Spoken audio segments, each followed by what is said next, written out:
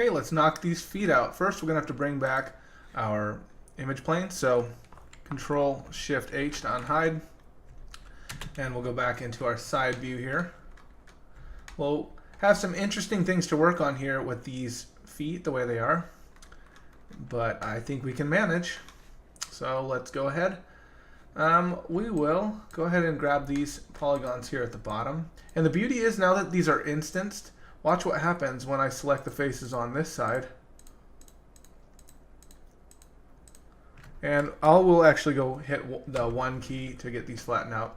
So when I make changes on this side, we're going to notice that we get changes on the other. So I will Control E to extrude. I'm going to bring that down like that. And then I will go ahead and go into vertice mode here. And I will fix these guys right here. I got to select all of them. Move them into position a little bit there. We'll have to add another, we'll have to add edges here. So what I'll do is go back to Mesh Tools, Insert Edge Loop. We'll add one right there. Go to vertice mode. And we'll scale those out there. And we'll just get these scaled out here. And what we're going to have to do for all of these points here is we're going to have to cut ones in the back. Since we only have one back foot or leg or whatever the crap that is, we're going to just cut the ones in the back first. So once again, we have these image planes here. Super annoying. Let's go ahead and hide those. Control H. What's difficult here is we need to be able to see the image plane to know exactly which polygons we need to grab. So Control Shift H to unhide there.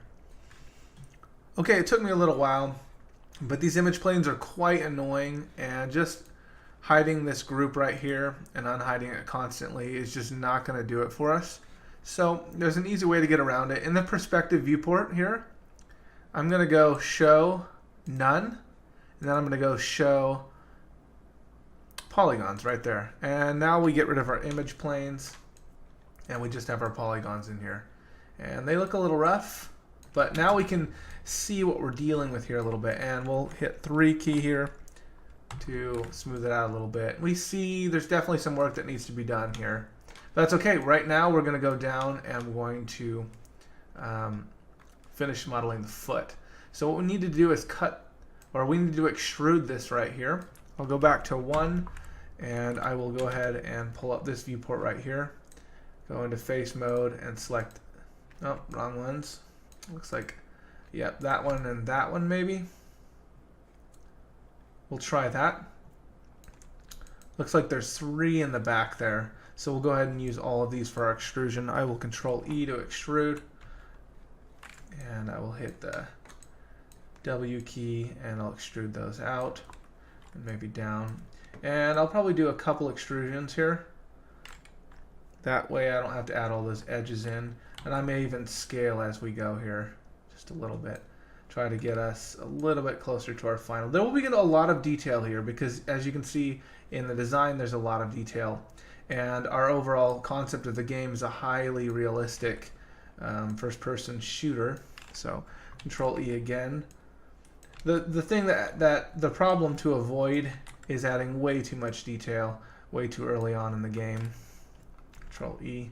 And when I say game here, I mean modeling game. Okay. So definitely need to take that down in size. Control E, W, move that out like that. That looks good to me. Let's go ahead and stop our extrusion there. We will definitely add more detail using, let's go into this viewport though and see what we've got. Okay, let's check it with 3. That looks okay. We're not really sure what the feet will look like or how he'll walk. So we'll leave that there for now. I'm sure we'll add more detail later. Now we have a challenge because we have to split the polys right here because we have 2 feet coming out either side here. So in the next video we'll tackle that. I'll see you then.